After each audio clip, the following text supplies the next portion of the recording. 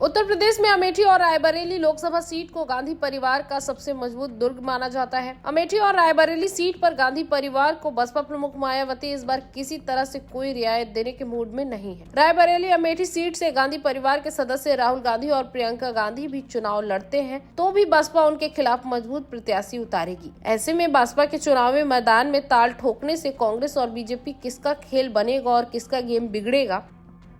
बसपा के उत्तर प्रदेश अध्यक्ष विश्वनाथ पाल ने एक इंटरव्यू में बातचीत करते हुए कहा कि अमेठी और रायबरेली दोनों सीट पर बसपा चुनाव लड़ेगी। दोनों ही सीट पर बसपा ने अपने उम्मीदवार तय कर लिए हैं, जिनके नामों का ऐलान जल्द कर दिया जाएगा। 20 अप्रैल तक बसपा दोनों ही सीटों पर प्रत्याशी के नाम की घोषणा कर देगी। 2019 में अमेठी और रायबरेली सीट पर चुनाव इसलिए नहीं लड़े थे क्योंकि सपा ने तय किया था कि हम गांधी परिवार के खिलाफ प्रत्याशी नहीं उतारेंगे।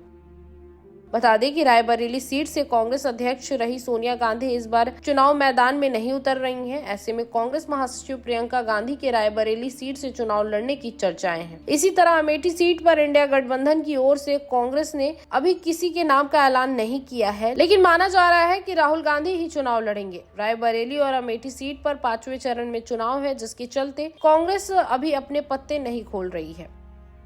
बसपा प्रदेश अध्यक्ष विश्वनाथ पाल ने कहा कि रायबरेली और अमेठी सीट पर कांग्रेस किसे चुनाव लड़ाती है यह उसका मामला है। मायावती ने तय किया है कि गांधी परिवार से कोई चुनाव लड़े या फिर कांग्रेस का कोई दूसरा नेता, लेकिन बसपा अपना प्रत्याशी उतारेगी। बसपा दोनों सीट पर गांधी परिवार को वॉकओवर नहीं देगी, बल्कि पूरे दमखम के साथ चुनाव लड़ेगी। अमेठी और रायबरेली हाई प्रोफाइल सीटें हैं जिन पर चुनाव लड़ने के लिए कई दावेदार हैं। हम जल्द ही दोनों सीटों पर उम्मीदवारों के नाम की घोषणा करेंगे।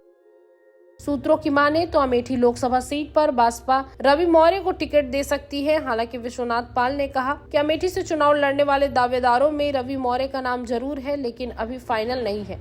उनका कहना है कि ओबीसी और ठाकुर दोनों ही समाज से प्रत्याशी है, लेकिन हम स्थानीय समीकरण को देखकर अपने उम्मीदवार घोषित करेंगे ताकि बीजेपी और कांग्रेस दोनों के लिए बड़ी चुनौती बन सके। यहाँ से सियासी समीकरण हमारे पक्ष में है। उन्होंने कहा कि बीजेपी की अगुवाई वाला एनडीए और कांग्रेस नेतृत्व वाले इंडिया गठबंधन दोनों बसपा की विचारधारा बिल्कुल अलग है, इसीलिए बसपा सभी 80 सीटों पर मजबूती से चुनाव लड़ रही है।